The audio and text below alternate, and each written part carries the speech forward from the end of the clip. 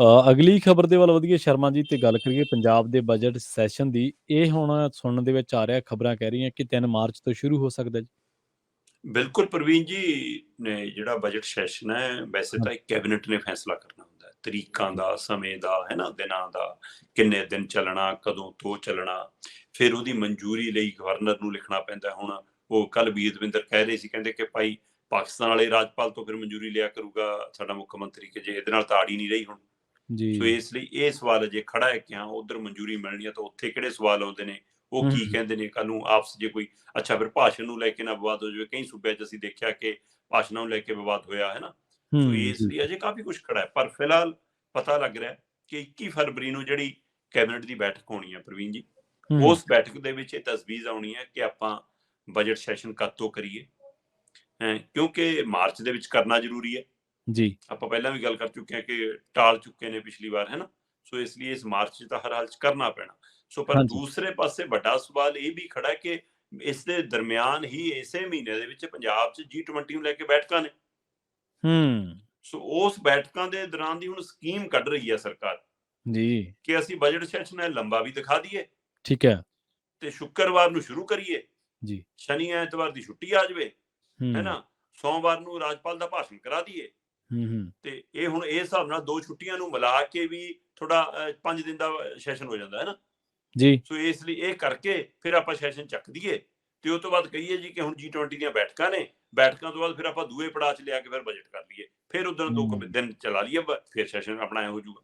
ਸੋ ਏਦਾਂ ਦੀ ਕੁਝ ਜੋੜ ਤੋੜ ਕਰਨ ਦੀ ਵੀ ਸਕੀਮ ਹੈ ਕਿ ਟੁੱਟਿਆ ਹੋਇਆ ਪੜਾਵਾਂ ਦੇ ਵਿੱਚ ਬਜਟ ਸੈਸ਼ਨ ਹੋਵੇ। ਸੋ ਇਹਦੇ ਲਈ ਇੱਕ ਤਜਵੀਜ਼ ਕੱਢੀ ਜਾ ਰਹੀ ਹੈ ਕਿ 3 ਤਰੀਕ ਨੂੰ ਜਿਹੜਾ ਮਤਲਬ ਸੈਸ਼ਨ ਹੈ ਉਸ ਨੂੰ ਆਪਾਂ ਸੱਦੀਏ ਤੇ ਉਸ ਦਿਨ ਆਪਾਂ ਸ਼ੁੱਕਰਵਾਰ ਹੈ, ਉਸ ਦਿਨ ਆਪਾਂ ਸਿਰਫ ਸ਼ਰਧਾਂਜਲੀਆਂ ਦਈਏ। ਉਸ ਤੋਂ ਬਾਅਦ 4-5 ਦੀ ਛੁੱਟੀ ਹੈ, 6 ਮਾਰਚ ਨੂੰ ਫਿਰ ਆਪਾਂ ਮੁੜ ਕੇ ਸੈਸ਼ਨ ਬੁਲਾ ਲਈਏ, ਫਿਰ ਆਪਾਂ ਉਸ ਦਿਨ ਰਾਜਪਾਲ ਦਾ ਭਾਸ਼ਣ ਕਰਾ ਲਈਏ, ਫਿਰ ਉਸ ਤੋਂ ਬਾਅਦ ਜੇ G20 ਦੀਆਂ ਬੈਠਕਾਂ ਕਰਕੇ ਉਹਨੂੰ ਚੱਕਣਾ ਵੀ ਪਿਆ ਚੱਕ ਲਈਏ, ਕਿਉਂਕਿ 14 ਤਰੀਕ ਤੋਂ ਲੈ ਕੇ 19 ਮਾਰਚ ਤੱਕ G20 ਦੀਆਂ ਬੈਠਕਾਂ ਨੇ, ਬਾਕੀ ਚਰਚਾ ਬਾਅਦ ਚੋਂ ਕਰਾ ਲਈਏ।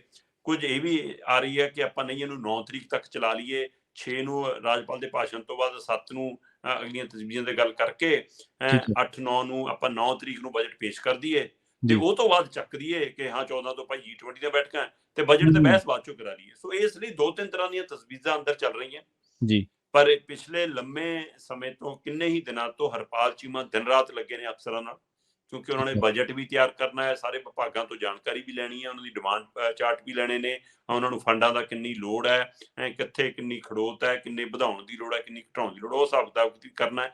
ਤੇ ਇੱਕ ਟਾਸਕ ਉਹਨਾਂ ਨੂੰ ਜਿਹੜਾ ਪਾਰਟੀ ਨੇ ਦਿੱਤਾ, ਹਾਈ ਕਮਾਂਡ ਨੇ ਦਿੱਤਾ, ਉਹ ਹੈ ਜੀ 1000 ਰੁਪਇਆ ਬੀਬੀਆਂ ਦੇ ਖਾਤੇ 'ਚ ਪਾਉਣ ਲਈ 12000 ਕਰੋੜ ਦੀ ਤਜਵੀਜ਼, ਕਿ ਉਹ 12000 ਕਰੋੜ ਰੁਪਏ ਦਾ ਪ੍ਰਬੰਧ ਕਿਵੇਂ ਕਰਨਾ ਹੈ। ਸੋ ਉਹਦੇ ਲਈ ਵੀ ਅਫਸਰਾਂ ਨਾਲ ਮੱਥਾ ਪੱਚੀ ਜਾ ਰਹੀ ਹੈ। ਸੋ ਜੇਕਰ ਤਾਂ ਉਹ ਸਿਰੇ ਚੜ ਗਿਆ, ਮੁੱਖ ਮੰਤਰੀ ਤੋਂ ਲੈ ਕੇ ਸੁਪਰ ਮੁੱਖ ਮੰਤਰੀ ਤੱਕ ਵਾਲਿਆਂ ਨੇ ਸਾਰਿਆਂ ਨੇ ਹਾਮੀ ਭਰਤੀ ਕਿ ਹੁਣ ਇਹ ਸਹੀ ਹੈ, ਫਿਰ ਇਹਦੇ ਉੱਤੇ ਸਹੀ ਪਏਗੀ, ਫਿਰ ਉਹ ਬਜਟ 'ਚ ਆ ਸਕਦੀ ਹੈ ਗੱਲ। ਇਹਦੀ ਪੂਰੀ ਸੰਭਾਵਨਾ ਹੈ ਕਿ ਮਾਰਚ ਮਹੀਨੇ ਦੇ ਵਿੱਚ ਬਜਟ ਸੈਸ਼ਨ ਜਿਹੜਾ ਪੜਾਵਾਂ 'ਚ ਹੋਣ ਦੀ ਸੰਭਾਵਨਾ ਹੈ, ਉਹਦੇ ਵਿੱਚ 1000 ਰੁਪਏ ਵਾਲੀ ਯੋਜਨਾ ਨੂੰ ਲਿਆ ਕੇ ਵੀ ਬਜਟ ਰੱਖਿਆ ਜਾ ਸਕਦਾ ਹੈ।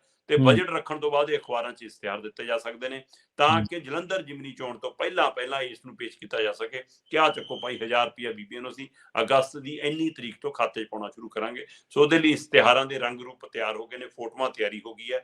ਬਸ ਸਿਰਫ ਇਹ ਹੈ ਕਿ ਜੇ 12000 ਕਰੋੜ ਦਾ ਪ੍ਰਬੰਧ ਹੋ ਗਿਆ ਫਿਰ ਇਹ ਸਾਰਾ ਕੁਝ ਚੱਲਣਾ, ਬਾਕੀ ਸਾਰੀ ਤਿਆਰੀ ਹੈ, ਬਸ ਪੈਸੇ ਦਾ ਪ੍ਰਬੰਧ ਕਰਨਾ ਰਹਿੰਦਾ ਜੀ। ਅੱਛਾ, ਬਾਕੀ ਸਭ ਠੀਕ ਸੁੱਖ ਸਾਂਦ ਦਾ, ਪਰ ਦਿਲ ਹੀ ਉਦਾਸ ਹੈ।